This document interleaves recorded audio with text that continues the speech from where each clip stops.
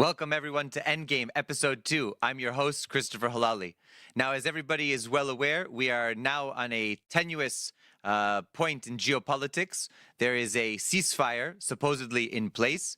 We are waiting now for confirmation of the Iranian team that's supposed to head to Islamabad in Pakistan, which helped to mediate the conflict. The Pakistani Prime Minister has been at the forefront of trying to mediate between Iran, the United States, and Israel. Now, we had a ceasefire put into effect, and right after that, we had just hours later, the Israeli military launched a brutal assault on Beirut, the capital of Lebanon, as well as throughout the country, and within 10 minutes dropped 160 bombs, killing nearly 250 people or so, and wounding 1,000. So we are in a very delicate situation. There's also been breaks in the ceasefire. There were attacks by some of the Gulf states against Iran in retaliation. There's real concern that unless Lebanon is included in the ceasefire, that Iran will, of course, defend Lebanon and will defend the resistance and the people against the aggression of the United States and Israel. So it remains to be seen what's going to come of this. But one thing is certain, we are not out of the woods quite yet.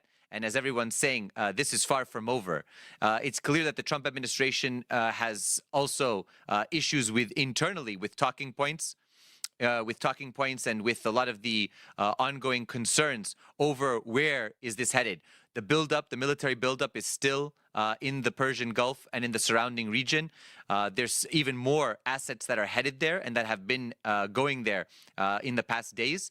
And there's, of course, the concern that since the Strait of Hormuz has closed again because of the inability of the Israeli government to restrain itself from its slaughter, that this will prompt the Trump administration to also call upon NATO partners to intervene, which the media today is reporting on. So there's a lot happening there. There's also a lot of other issues generally in the region. Of course, this came as a big surprise. I actually was on Pakistan TV when it broke. And this was a very big story, but ultimately, I think we are not so sure what's to happen.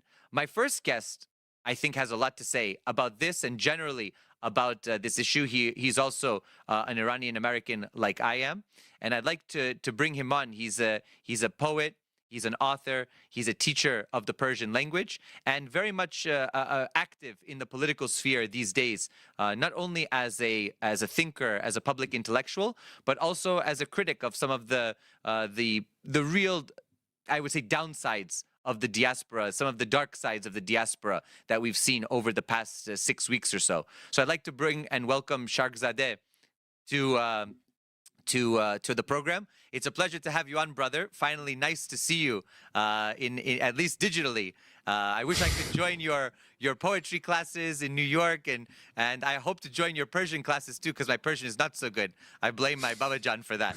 But welcome to the show. Thank you so much for having me, and I would love to have you join any of our classes, and we'll read Rumi together, the great Rumi. You know, that's usually what I like to talk about, is the stuff that I work on, my book, my classes, and it's such an unfortunate situation that we have to divert our attention towards defending Iran from this onslaught. I know, I agree with you. I mean, you and I'm sure, very much akin in this, as many Iranians. We grew up on Rumi, on Ferdowsi, Hafez, Khayyam, reading the Shahnameh. You know, there's so many aspects to our culture, such a rich culture, a historic culture, 6,000 year or so civilization. And now, of course, we have had the Trump administration openly saying that they want to erase the civilization in a night. I mean, these things are horrific. I want to ask you first and foremost to introduce yourself to the audience and sort of yourself as an Iranian-American. What's your background, and what brought you to this point where you're at today? Sure. My name is Muhammad Ali Mujarradi. That's my government name. Sharghzadeh means struck by the east, because I would go to Iran and banter with my family and say, you guys are west struck. You're Gharb-Zadeh, which was a term popularized by the very famous socialist Iranian writer Jalal al-Ahmad. And he said Iranians have been struck by the West, when really, perhaps maybe I'm speaking for him here, maybe revealing a bit of my bias, but our future maybe lies in the East, not in the West. So I chose that name as an admission that I am a Western Iranian and that I'm going towards the East consciously.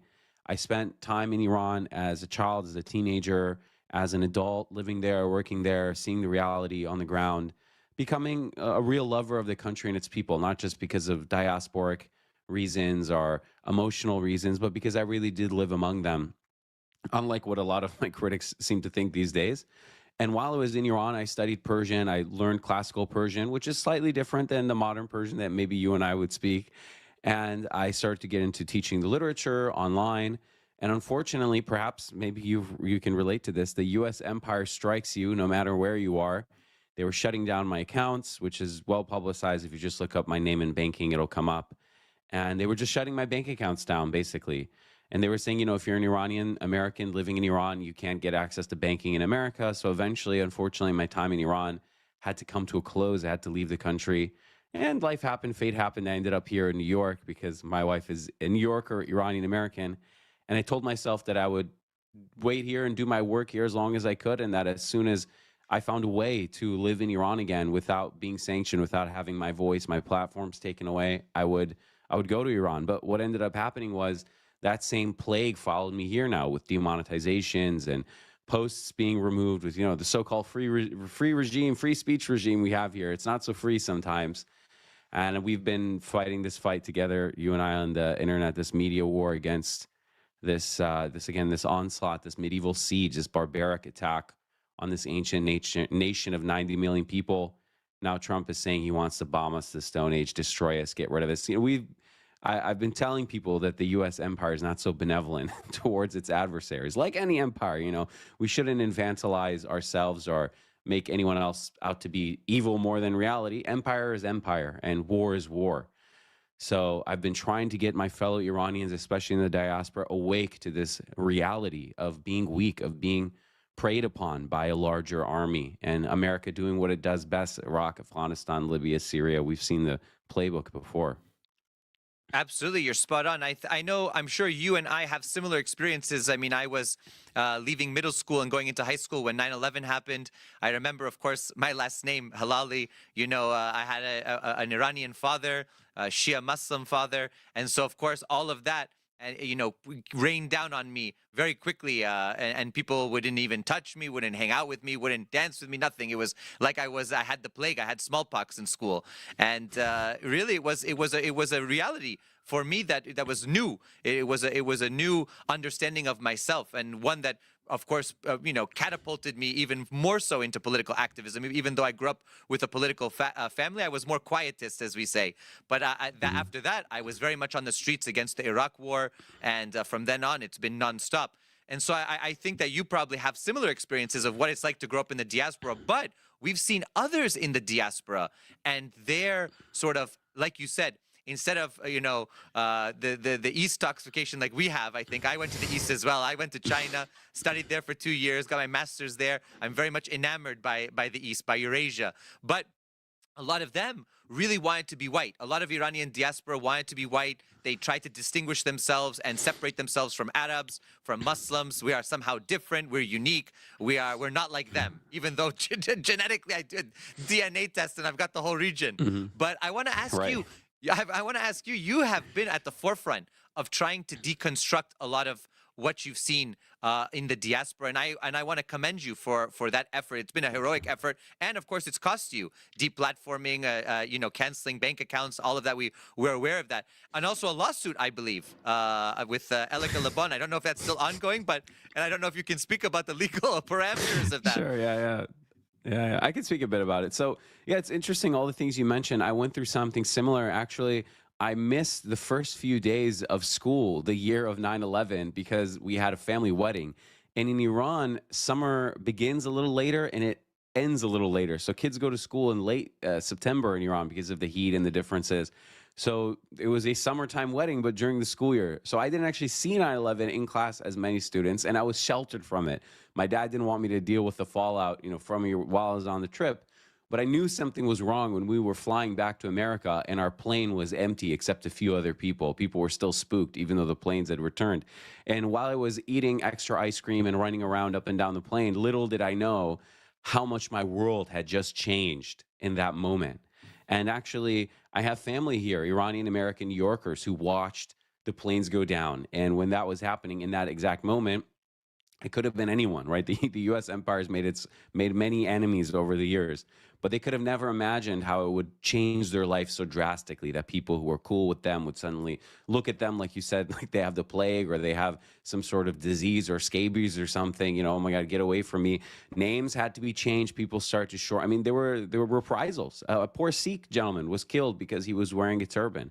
So it's a very serious scar. And unfortunately, or fortunately for them, I should say, many Iranians who live in the West, especially in Europe, have come with the more recent immigration wave. So they didn't go through that. We've gone through it all. I have a sense from your background that maybe your family's been in the West for, like mine, more than a few decades. We've seen Reza Pahlavi come and go. One of the reasons that I was not struck by him in any particular ways because we've seen this rigmarole before. Every protest movement in the 90s when Khatami came in, there were students in the 2000s and the Green Movement. We've seen this song and dance that he does, the lies, we were going to do a peaceful transition. Now he's gotten worse, certainly. Now he openly advocates for war. Now he's openly a cheerleader for Netanyahu and co. But we've seen him. We've seen 9/11. We've seen the attitude of the U.S. empire. We saw the Iraq war, the buildup, bomb Iran, how they were justifying the war crimes in Iraq and Afghanistan. I remember when I went to school, they were, now they don't even bother. The empire doesn't really even bother, and you can see how it's in decline, to generate consent for destroying a country. When I was growing up, when you were growing up, they did. They gave us books to read about Iran and Afghanistan and Iraq in school. They had a whole unit. I can't remember where it was, in social studies, global studies, where they were telling us basically these people are backwards, their women wear black veils and they're not allowed to go outside and they hate, and back then they didn't have so much wokeness in the school, so they wouldn't say gays, but they hate all kinds of people. And they showed us movies about people being traumatized in Iran. And I remember sitting there watching it thinking, oh, I've been to that place. I've been over here. I've seen this before. I've spoken to these people. So we grew up in that. The new waves of Iranians, unfortunately, they're not aware of any of that stuff. They came after the wars have wrapped. I mean, some of these people, when you talk to them in London, I've been to London, I've been to Istanbul, they've been here for a year, 2 years. They didn't interact with any of this environment. They came after the kind of shift against open racism in American society. Although not to say America's great or evil, just to give credit where credit's due, after the George Floyd incident, a lot of work was done to try to avoid racial comments. It became very uncomfortable. I mean, back before that, growing up, you and I, racial comments were very normal. I remember people would just introduce me to their friends. A white friend would introduce me to their white friends and say, hey, this is Muhammad, my friend, but don't worry, he's not a terrorist. He's not going to blow us up. Or people would make just all kinds of comments openly to me. I remember kids would just come up to me on 9/11 and say something to taunt me for years. And that was just, nowadays, probably that wouldn't happen. But so suffice to say, a lot of Iranians abroad haven't interacted with this. They haven't been around long enough. I don't want to pull this card of, I've been here longer than you, but we really have. We've seen this come and go. We've seen this game show before, this smoke and mirror show, this, oh, we're here to save you people. So many of them, unfortunately, not only are they unaware, but they've been swept up in a vibe, which that's also dangerous too. We've seen vibes sweep people up. We had, during COVID, we had the vibes, before that, there were different vibes where people get swept up. You see, suddenly, I remember there was a meme. You put in the Ukraine chip, and then you put in the George Floyd chip, and then you put in the whatever chip. Have you seen this meme where it's like someone has a chip on the back of their head and they just like put the latest cause? Now, not to say that any cause is right or wrong. I'm not here to pass judgment on people. Surely, Black Americans are mistreated, and we shouldn't make light of that. But it is true that suddenly issues become important. People who 2 years ago didn't know the difference between Iran and Iraq and couldn't point to one or the other on a map. And I remember I grew up with people saying, oh, you're from Iran? Aren't you getting bombed? They didn't even know the difference between the countries they're at war with. The Americans were so ignorant of the world. And now those people are so suddenly concerned about Iran and Iranians and, oh, there's this issue. And I say, I remember you. We went to school together. You didn't even know where I'm from. Why are you passionately posting about it? Anyway, so now I'm ranting a bit, but No, I think you're spot on. Actually, I want to play a clip for our viewers so that they can see some of the work that you're doing on social media. I took a 37-second clip, and I want to put that up here now so that our viewers can see. Please.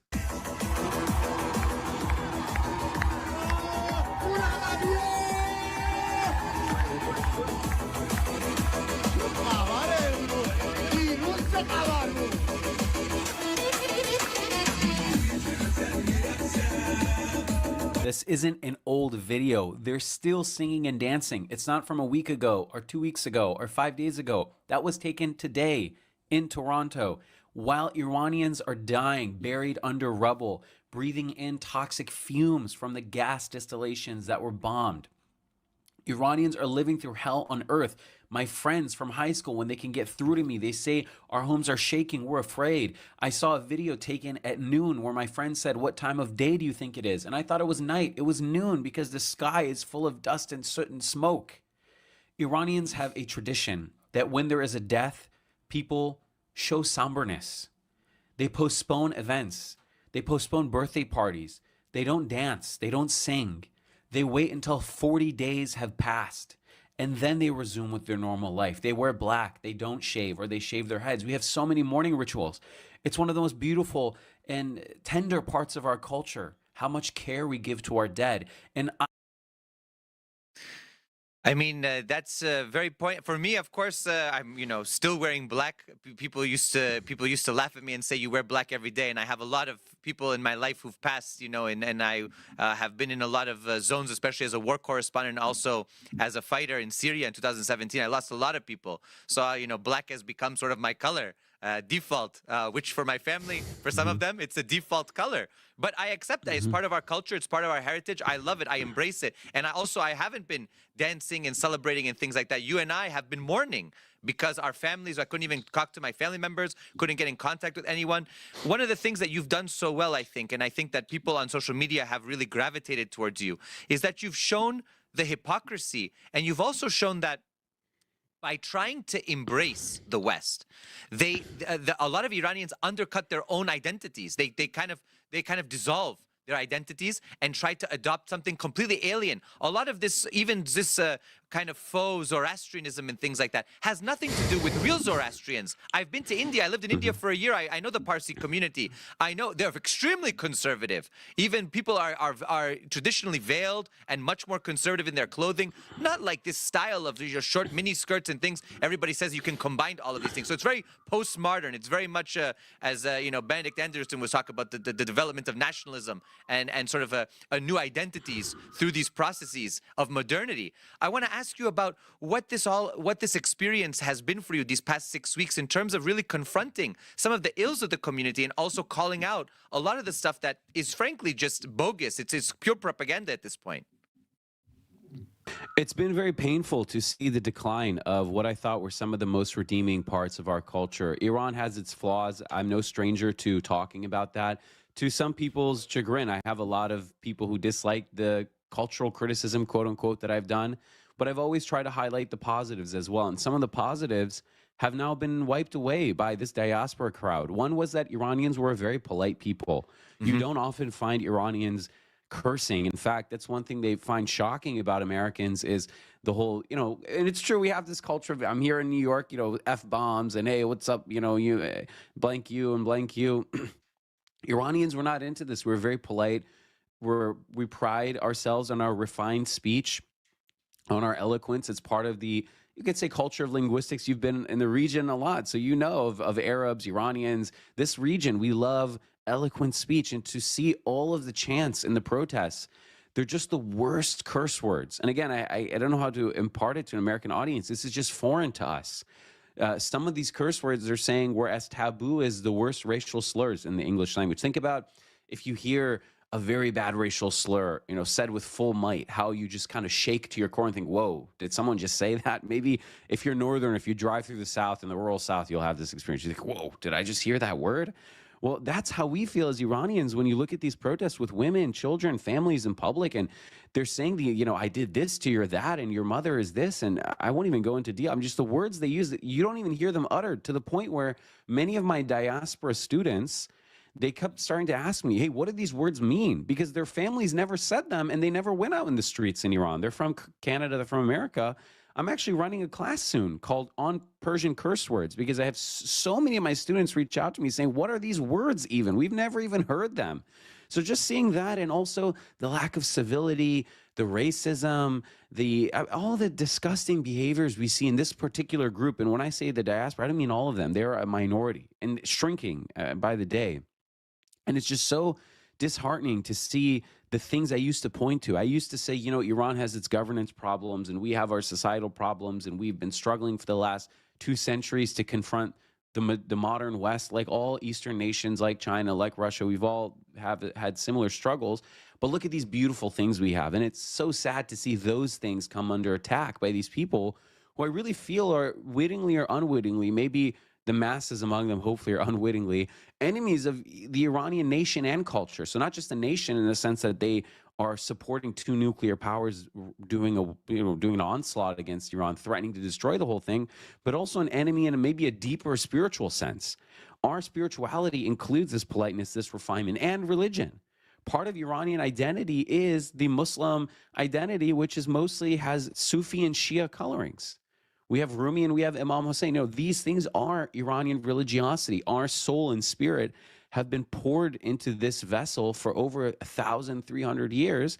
And whether they like it or not, this is the real representation of who we are. And I've spoken to so many people from different places in the world, and although they might be secular, they never shy away from their traditional religious heritage. They never deny it. I've spoken to many secular Russians here in New York City, secular, broadly speaking, Slavic people, but they have a deep respect for Orthodoxy. You go to their apartment, they have icons. They make the motions before they eat. They show respect to their religious heritage. They would never, again, these Slavic New Yorkers of all countries that I've gotten to know here, they would never tolerate someone mocking orthodoxy or disrespecting their traditional religious system, because that's just a basic human trait. And so these Iranians who've been psyoped, and it really is, I know this word gets used for everything, but it really was a psyop.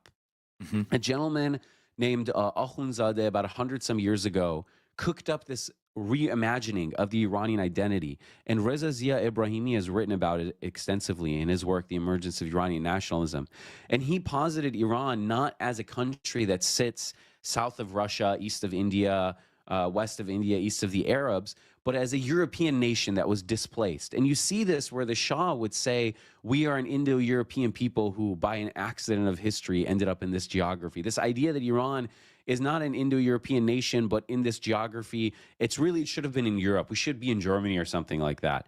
And he cooked up a very kind of plausible worldview, right? That's why so many people bought into it, of we were Zoroastrians and we were made to be Muslim. And our neighbors aren't the Slavs and the South Asians and the Arabs. Our neighbors are really, the Western Europeans. And for some stupid reason, God forsook us to be in this godforsaken desert. And so many Iranians bought into this, and now they've just fully lost themselves. And you mentioned, the Parsis. I'm sure you also know they're also a very closed community. They don't really take converts. It's pretty rare. People often think that they think, for example, Jews don't take converts. Jews do, but it's hard. Parsis really, I remember I interviewed a Parsi gentleman as part of an oral history job I had as a 19-year-old. I was translating for a local historian. And we were interviewing Iranians of various backgrounds. Now, he happened to speak English because he's from India, but I was still there. And he said that we had one convert in America, and he was a gentleman who'd become a professor of Zoroastrian studies and had dedicated his life to Zoroastrianism. And finally, in his old age, he was allowed to convert, and it sent shockwaves throughout the community that, whoa, we allowed a convert. We don't do this. It's an ethno-religion. All due respect, that's fine. They can have their ethno-religion, and they don't bother anyone. And these Iranians go and say, oh, we're Zoroastrian. Now, I met an Iranian Zoroastrian, and he hated these people. It was really funny. He said, oh, I know your work. He just came up to me. We started talking. He said, these Zoro LARPers, as I call them, Zoroastrian LARPers, I hate these people to my core. He said they make other Zoroastrians and Parsis doubt Iranian Zoroastrians. He said when I'm outside of Iran and I go to Zoroastrian temples, they often stop and say, whoa, whoa, whoa, you're Iranian. Are you a real Zoroastrian or are you one of the fakers? And he says then they force me to recite prayers. And they say, okay, welcome, brother. We thought you're one of the fakers. Because the fakers, what they would do is they would go to India, they would go to Southeast Asia, they would go to Chicago or LA and say, oh, hey, I'm a Zoroastrian. And the unwitting Indian Zoroastrians would say, oh, welcome. And they would go and they would make a mockery, or they would be taking selfies with the fire, and they wouldn't be taking their shoes off or something. And they were saying, this is a sacred space. You can't just usurp our identity. And then what was funny is his perspective was many of the people who are quote unquote, Zoro LARPers, they have Arab heritage. Their name would be like Sayyid Hussein Tabo Taboi. And he thinks, you're actually the descendant of the Arab Muslims. Like, why do you want to abandon your ancestry and join my ancestry? Yeah, Why yeah. don't you just respect your ancestors? Or last names like Karbalai or Najafi or this kind of things, and you're like, you're not even like, So what? absurd. It's absurd. It's so absurd, yeah. And I wanna connect this. We have a limited time. My kind of like last Okay. question for you is, Sure. I want to connect this all with not only this culture of martyrdom and resistance, which is very much rooted in our DNA. I don't care if it's only 1,300 years. That is Iranian culture now. Yeah. What happened before there, I have no clue. I'd have to go and look in the archaeological, history for that. But Right. it really is part of our identity, and that has not changed for generations. And I wanna ask you, we are now at a quote unquote ceasefire. I don't know if it's gonna last. I think a lot of people are very nervous about what's to come. I finally heard from some family members. They're very resolute. They sent me like a one-line text after I sent 50 texts, and I was like, oh well, I guess there we go. they're ready to go. So I want to ask you, where do we go from here? What's happening now on the ground from what you know, and what do you see the next steps for Iran and for the region? It's very hard to tell. At first, I thought perhaps the idea was, okay, we've fought enough, we've proven our point, we'll negotiate from a position of strength. But then immediately they started the same games of, oh, Lebanon wasn't part of it, even though it was initially said to be part of it. And the same old subterfuge and smoke and mirror show of using negotiations as a way to distract us and to circle the wagons and figure out the next steps. And perhaps Iran has now finally lost patience with this and is doing the same thing. So in earlier negotiations, maybe Iranians we gave them too much of the benefit of the doubt, too much good faith that, America will negotiate as an honest partner in negotiations. But maybe now that Iran has come to this conclusion, there's just no hope, you just have to fight your way out of this. They also took the negotiations or the ceasefire also with the understanding that they're just replenishing themselves, they're circling the wagons, they're taking a moment maybe to have meetings where they're not worried about, gathering 10 or 20 people is necessary to coordinate a defensive campaign. And you can't do that when you're getting bombed wherever you go. So perhaps there is also some machinations on the Iranian side. Who knows? Ultimately, we say in Persian, insan be umid zindas. And, I translated this Rumi book. Rumi says things like that very often, that, we are alive with hope. So one would hope that maybe Trump will get off the devil's horse, as we say in Persian, and he will back down and stop listening to those demons whispering in his ear and listen to reason and faith. And that faith which he professes, that he'll actually take a note from his Christian faith and stop this evil, basically, according to his own words, genocidal campaign. But we're going to cross our fingers. The Iranian response has already inspired more confidence in people. I'm getting messages from people. They're bullying me. They're saying, why are you still a critic of the government of Iran? Why don't you just, instead of defending the people, also defend the government? And these are people who a year ago hated the government. A year ago or even 6 months ago, they were saying, I hope that the government collapses during the 12-day war. And now they've become so inspired by how competent the response was. They're flipped to the other side. They would totally, I guess the government won the mandate of heaven back or something. To borrow a Chinese term, because you see people many people, more than kind of a sample error, have said to me, whoa, I was surprised. I thought these guys were goners. Just to finish the point, I used to bring up the Strait of Hormuz as a point to people. What if Iran closes it?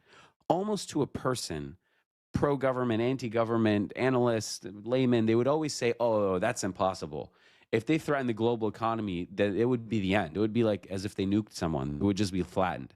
And now what are we going on? I guess it's open slightly now, but we went on 2 weeks basically where they just closed it and the world kind of couldn't do anything about it. So maybe Iran was actually much stronger than we imagined, and we were psyoped into believing it's a paper tiger when it really did have cards up its sleeve.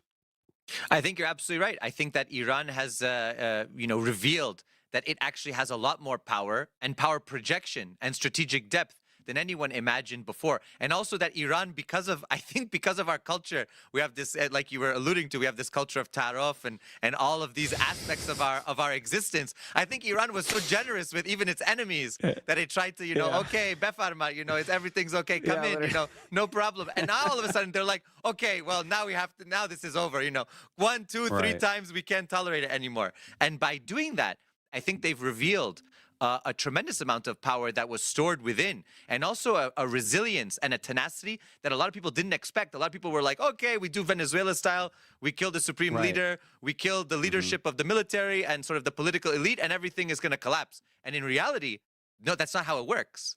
You know, they Right. assumed. Yeah. They assumed incorrectly. They didn't read the history of Karbala. They didn't read the history of you know, all the different invasions. When Hulagu Khan came, they didn't really understand what they were up against. And now I think Absolutely. they have a better idea at this point. Right. Absolutely. Completely agreed. Yeah. Well, I want to thank you so much. You're doing amazing work. All of the stuff that you're doing. I want if you can plug in some of your media where people can follow you. Yeah, sure. So my @ is the name that you've plugged on the screen, at Sharghzadeh on YouTube, on Twitter, on Instagram. So the short form videos are on Instagram and TikTok. On Twitter, I banter with people, I fight with people. And on YouTube, we're releasing longer form videos, and a stream will be starting soon. I'm working on some of the fine-tuned details. But besides all of that, some people are not necessarily politically inclined, but culturally inclined. It's really this type of work. So I have a book on Rumi called The Flame of Love. I have a website, Persian Poetics, which is my main thing. I wasn't even really posting on my personal page before the conflict. So Persian Poetics is where I deep dive into Persianate culture. You mentioned Ferdowsi, Hafez, Shahnameh, Rumi, all these greats that they're the reason Persians are beloved in the world. Besides our rugs and our food, I really think this spiritual heritage is so valuable. And here in New York City, if anyone's listening in New York, we have a weekly Persian dinner. Our home doubles as a cultural center. We move everything around, and we all sit in a circle. We eat Persian food. We read Rumi, and in these days, we also we kind of give each other heart strength, as we say in Persian. قوة قلب. We have sympathetic ears here. Everyone here is a lover of Iran's culture and people, and we have diverse discussions. It's New York City. All kinds of interesting people come, and we learn about the world together, like this conversation as well. So thank you for having me here. Thank you so much again. Heli Moshakeram, Heli Mamnoon, and Correct. look forward to seeing you again very soon. Inshallah. Thank you. Thank you. So as you heard there, I mean, it's a fact. It's an indisputable fact that Iranians are not only resilient, are not only a deep culture, a vast resource of all traditions and heritage and you name it for thousands of years, but also that because of that diversity, Iranians are also prone to a lot of the issues that many communities are, especially in their diasporas. So we see this ongoing struggle within the diaspora, those who are supporting Iran, those who are supporting the people, those who are resisting against the US and Israeli aggression on Iran. And then you see, for example, those in the diaspora who are openly supporting the aggressors, who are openly advocating for regime change. Sadly, we've seen that in many other diaspora communities, especially for the major powers in the world that are maybe against the unipolar world order and much more supportive of a multipolar world order. I think that it's clear for everyone to see that what Iran has accomplished in the past, 5 to 6 weeks has been unprecedented and really earth-shattering. It's a historic moment. It's what we in history called an axial moment in history, where we're seeing a transformation in the global system. So I think that that's really, really important to recognize, to understand.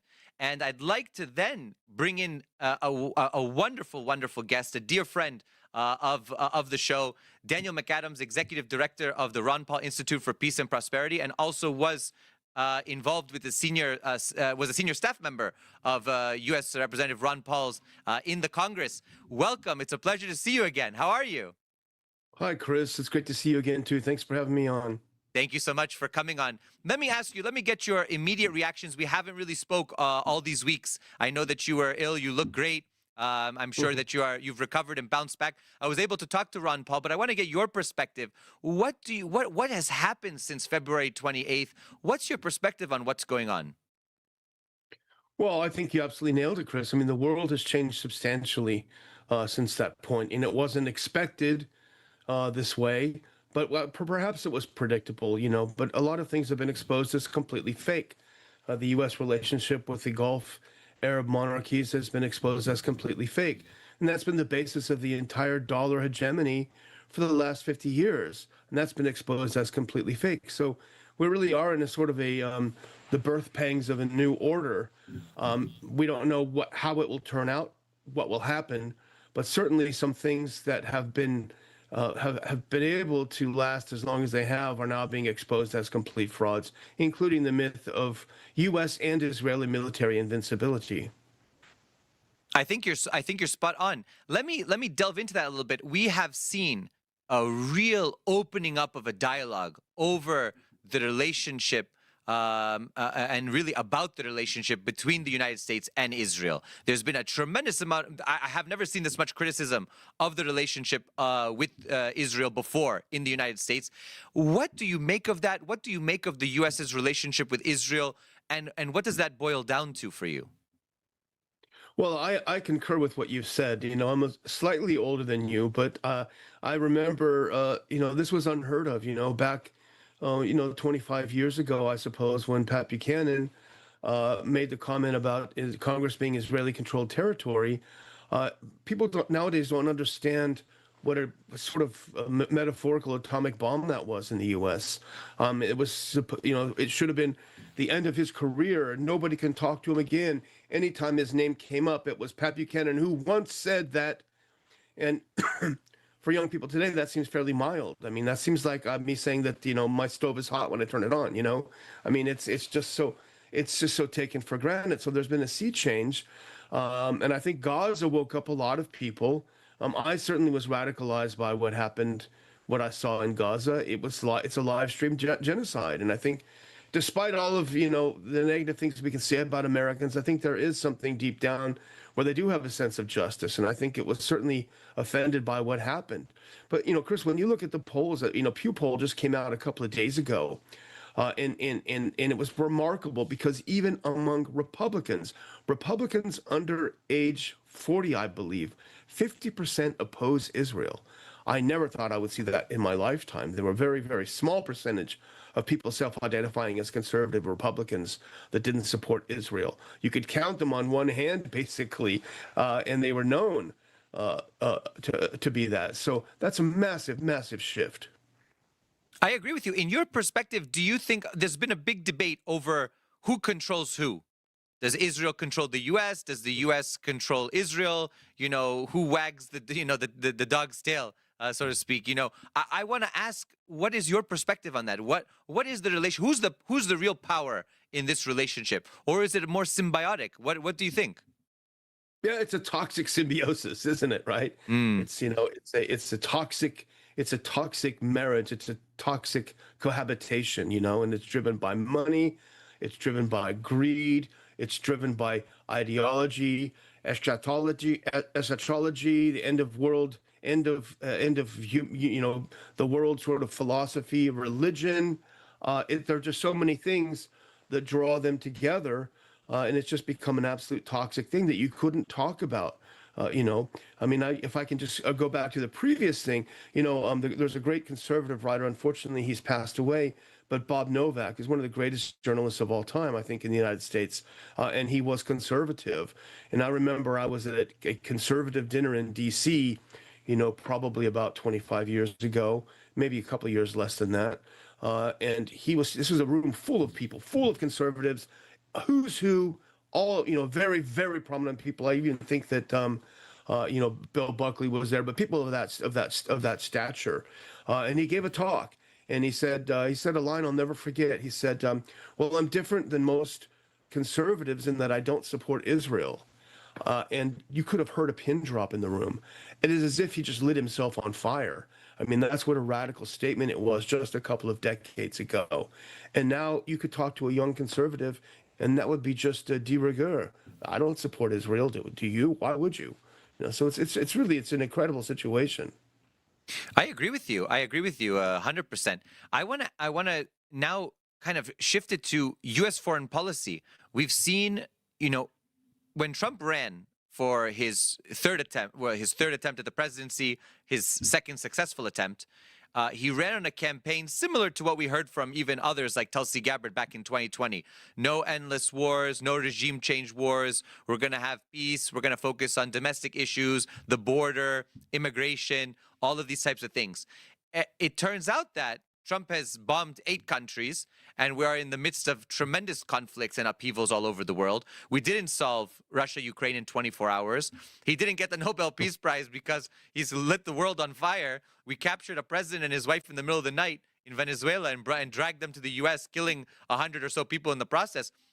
What do you make of U.S. foreign policy now? Because it seems to me it's the neocon sort of, project for a new American century playbook, and nothing's changed. Those ghouls, those unelected bureaucrats, and sort of the swamp, the deep state swamp that he was talking about, they're there and they have his ear. I don't know what to make of it. They're parasites, and they endlessly thrive in Washington, D.C.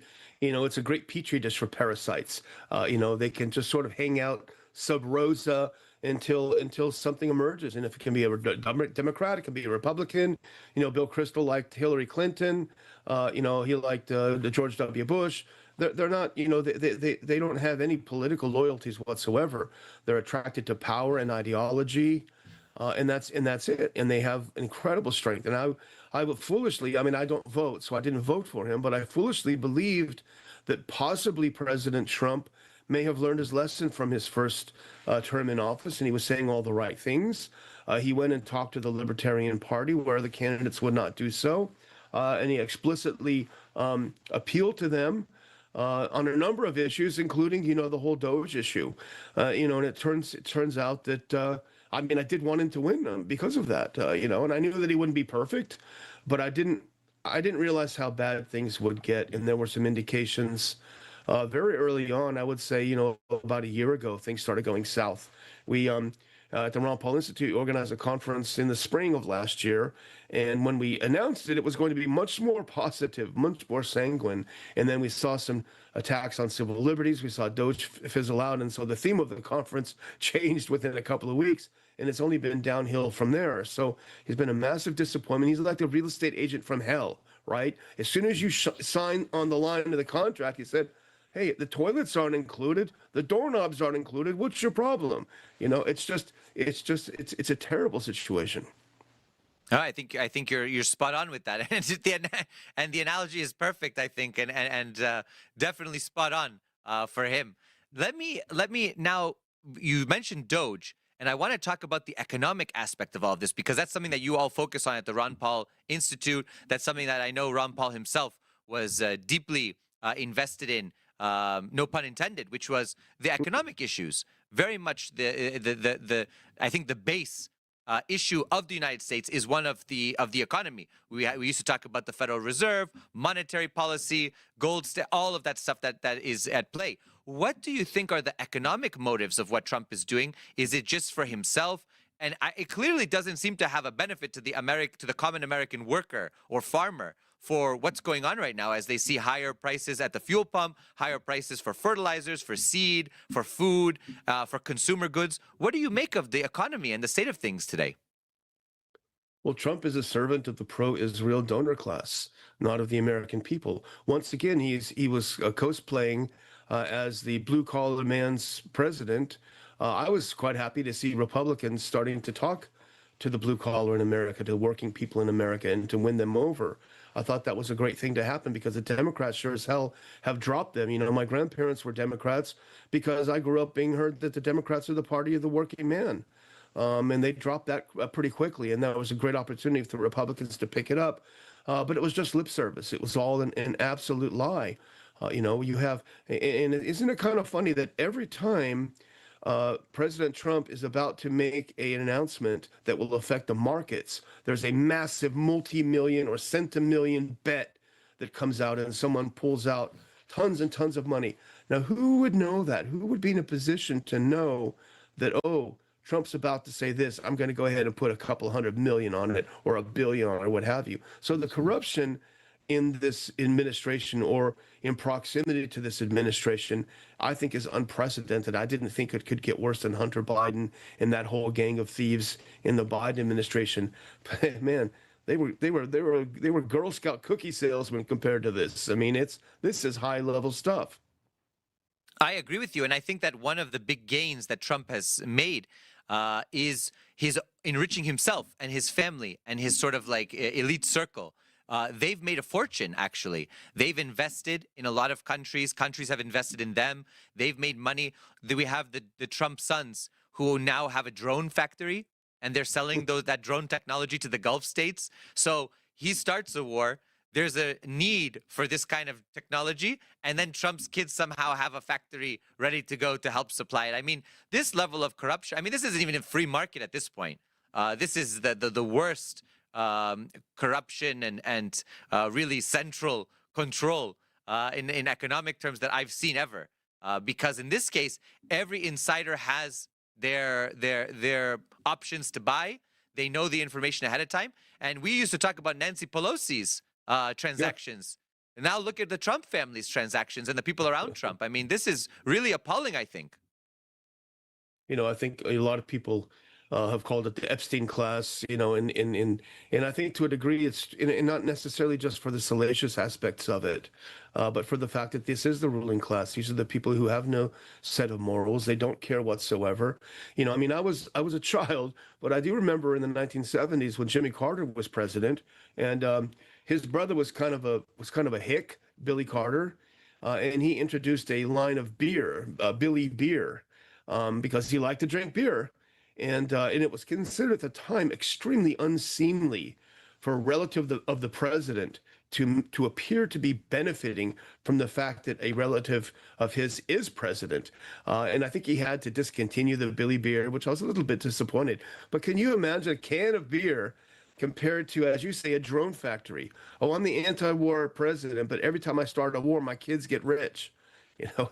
It's beyond unseemly. I mean, every morning I wake up and I wish it was a bad dream. I feel like someone is giving me some hallucinogenics or something. I mean, this doesn't seem like reality.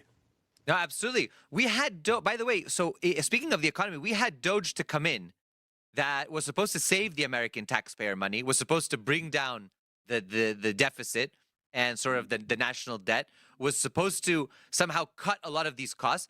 Trump is now speaking of a military budget of $1.5 trillion, the most ever in human history, and certainly the most ever in U.S. history. What is the cost to American people, and what's the cost to the future of the United States by just absolutely gutting everything else that we have and investing everything into this behemoth, this bureaucracy that we have, this military bureaucracy, where, as you know, the Pentagon has failed every single audit that has been attempted on it. What's happening here? Well, it's designed to leave the impression among Americans that they're getting security for all of this, that they are, and also it's all wrapped in the flag, of course, too. So you have a lot of Americans who feel patriotic and can beat their chests that we spend so much on the military. I never call it a defense budget. It's a military budget. But the fact of the matter is it's a transfer of wealth from working people to the elites. And what do we find out when we're actually tested?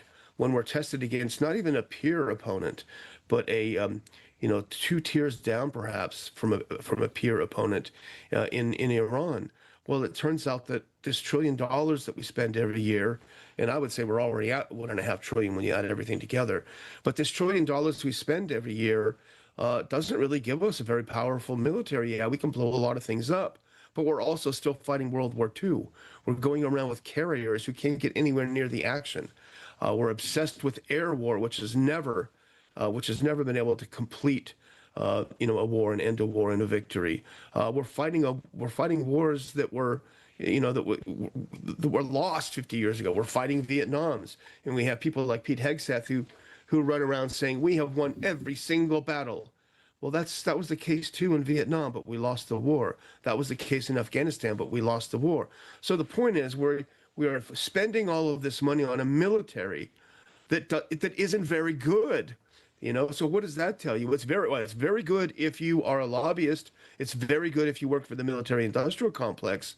But if you actually want to do what militaries are supposed to do, which is win wars, it's not very good. I think you're spot on. I think you're spot on that. There's a big debate now about NATO and whether NATO is actually going to get involved. The news today is saying that Trump is pressuring NATO to get involved with the Strait of Hormuz because Iran closed it, because the Israelis did 160, dropped 160 bombs in 10 minutes, killing, 260 people and wounding over 1,000. So clearly a violation of the ceasefire as we had it from the Pakistani prime minister and from Iran's points that were given to the Trump administration. What do you make of the alliance in all of this? What's the role? What's the future role of NATO? And what's sort of your perspective about where NATO goes from here with the Trump administration and beyond? I mean, I wonder what he wants them to do. NATO is the U.S. We pay for it. We provide the military. I think the British wanted to sail a warship toward the Mediterranean. They had to borrow one from Germany because they don't have one that works. So that tells you a lot about that. That's one thing. But, NATO, we've been told, it's been hammered into our head for decades, is a defensive alliance. Why would a defensive alliance get involved in a war of choice, which is exactly what the Iran war is? I think they're trying to paper over. They're hoping people will forget that this war was launched by President Donald Trump.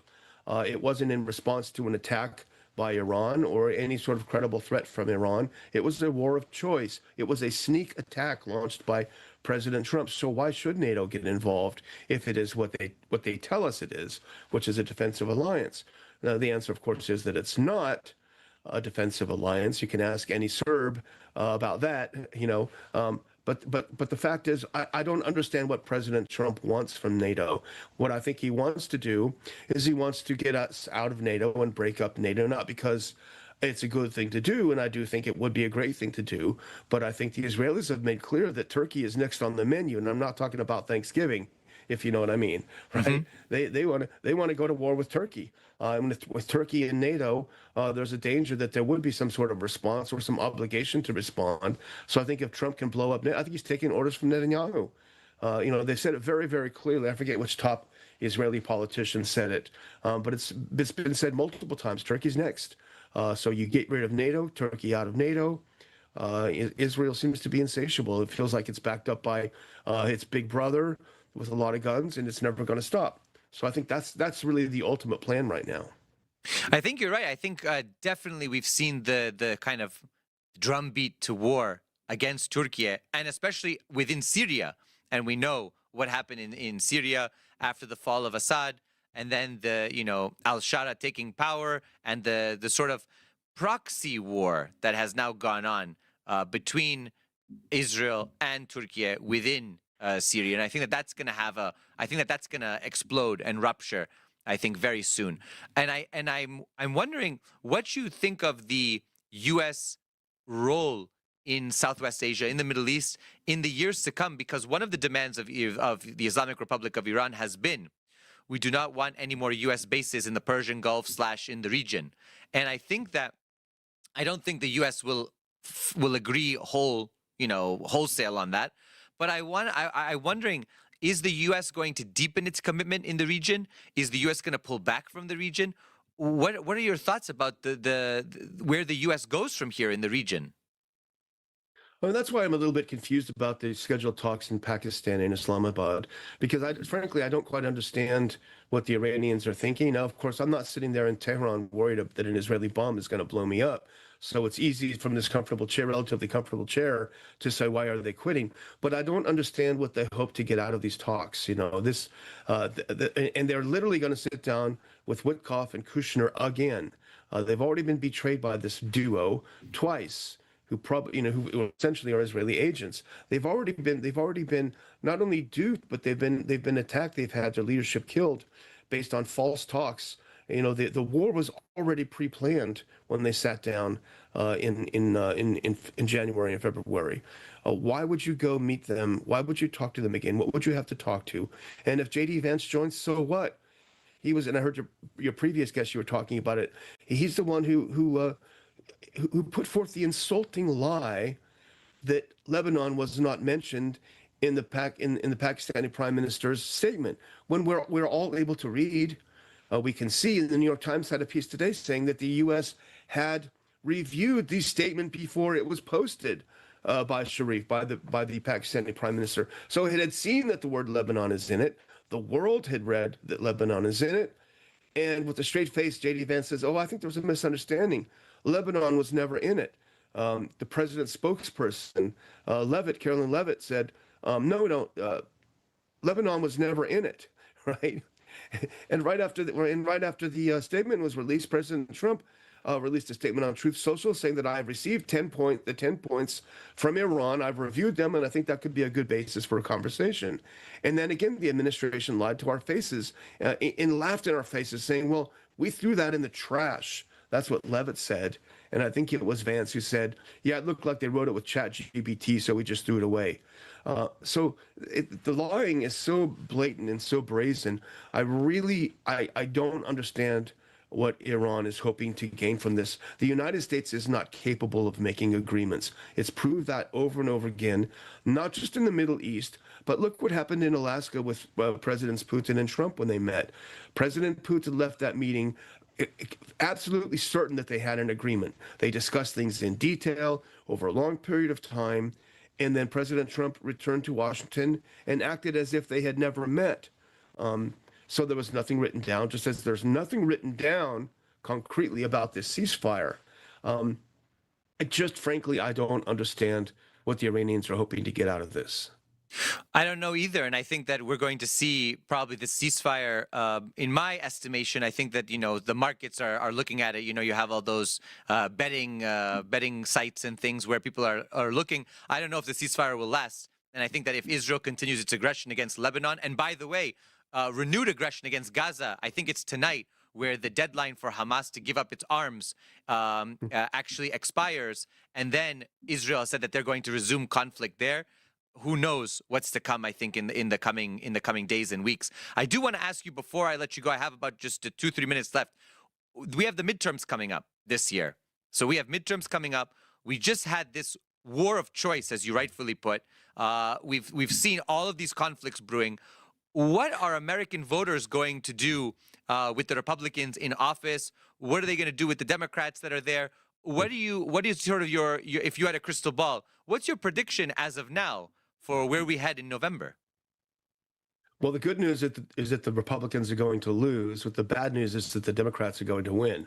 So that's where you have it. You probably saw Chuck Schumer, the Senate Minority Leader, yesterday criticizing Trump's war on Iran, not because it was a stupid war that hurt the United States, but because he didn't achieve his objectives. So that's the opposition party in the U.S.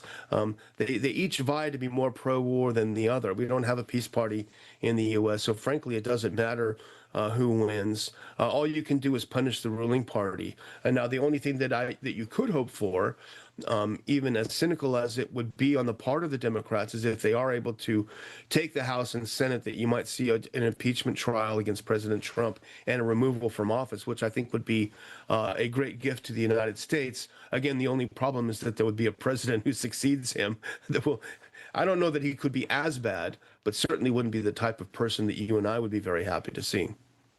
Absolutely. And in just a minute left, let me ask you, what do you think if the Democrats take power? What does the last 2 years of the Trump presidency look like? We'll have sort of like an extended lame duck period, so to speak. But do you see the Democrats also maybe trying to push for more support for Ukraine, more support for Europe and NATO, which is traditionally where they're at now? Is that a concern for you? Well, they could try to do that, but we're out of money. We're $37 trillion in debt. They can do whatever they want. I mean, I could go, I could wish that I could go out and buy a Ferrari, but guess what? It's not going to happen because I don't have any money. So they can do whatever they want. I think, they'll pursue the agenda that we saw under the Biden. You'll see the return of a lot of the sort of sort of the woke stuff or what have you. I don't know what it is. You'll probably see some differences in immigration, but nothing substantive. I think the one achievement that they could have, now maybe they'll spend less on the military. I mean, they love war as much as anyone. Maybe they will. The one achievement I do think would be the impeachment and removal of President Trump from office, who shows that he is not qualified in any way, shape, or form to hold that office. Yeah, they might invoke the 25th Amendment too. Who knows? There's a lot of things that could happen from now until then, and until the Trump presidency, eventually, ceases to be when we get to 2028. I want to thank you so much, Daniel McAdams, Executive Director of the Ron Paul Institute for Peace and Prosperity. It's always a pleasure. Look forward to having you on the show again soon, and take care of yourself. Stay safe. Thank you, Chris. So there you have it. A lot of things are going on. A lot of things are happening. Great perspective from Daniel McAdams. And also, I think, a very truthful perspective about how many Americans are feeling today, which is that their money, their hard-earned tax dollars are going to these endless wars once again, these never-ending regime change wars. People are frustrated. People are upset. And ultimately, they want some change. But as you rightfully know, I think many of our viewers and listeners will be aware. Sadly, the U.S. political system is a uniparty, like we say. It's really one party with two faces: Republicans and Democrats. And that's the sad part, and that's the reality that we have to deal with and we have to contend with. I think ultimately one of the major concerns is where we head with the ceasefire. Where we head with the next military budget. Does the United States deepen its military commitment in the Middle East? If that happens, at what cost to the American taxpayer? At what human cost to the Iranian people, to the Lebanese people, the Iraqi, Yemeni, Palestinian people, and so on and so on? I think that there's real concern over this. We haven't seen a cessation in the fighting in Ukraine. I think that there's a question over whether the U.S. support for Ukraine will continue. So far, it has, including in arms and intelligence. We've seen that China and Taiwan recently, the KMT, the Kuomintang, visited, the chair visited China. There's deepening concerns over what could happen in the Pacific, and the U.S. is very focused on China. So overall, there's a lot of concerns, a lot of things happening. I think that all of you should continue to, tune in, to stay aware of all of these developing issues. The midterm elections are going to be critical this year. There's no doubt about that. And I think that we're going to bring you all of the news, all the latest, all that we can here at Endgame. And please follow us, like, comment, subscribe, share on YouTube. And thank you again for tuning in. Christopher Halali signing out.